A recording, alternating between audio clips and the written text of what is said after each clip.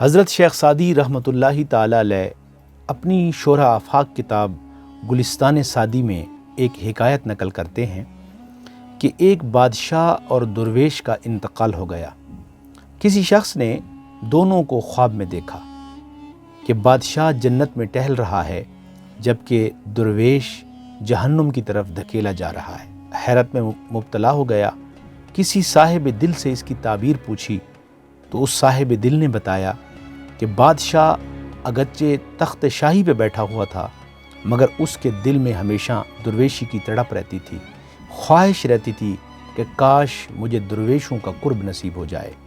اور جو درویش تھا وہ گدڑی پہ بیٹھا ہوتا تھا، قناعت پسندی اختیار کیے ہوئے ہوتا تھا، لیکن بادشاہوں کو ہمیشہ رشک کی نگاہ سے دیکھتا تھا اور آرزو کرتا تھا کہ مجھے بادشاہوں کا قرب نصیب ہو جائے۔ حضرت شیخ سعدی رحمۃ اللہ علیہ نتیجہ نکالتے ہوئے کہتے ہیں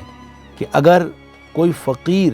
بادشاہت کی تمنا کرتا ہے تو اس کا خاتمہ انہی کے ساتھ ہوگا، اگر کوئی بادشاہ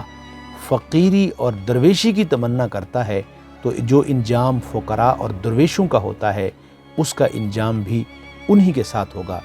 ہم مسجد میں ہیں، اگر ہمارا دل بازار میں ہے تو پھر ہم مسجد میں نہیں، ہم بازار میں بیٹھے ہیں، لیکن اگر ہم بازار میں کاروبار کر رہے ہیں مگر ہمارا دل مسجد میں خوف خدا کر رہا ہے تو پھر ہم اس مرکز تجارت پہ بیٹھ کر بھی اللہ کی عبادت کر رہے ہیں۔ آئیے اپنے رویوں کو بدلیں اور دیکھیں کہ ہم جہاں بیٹھے ہیں،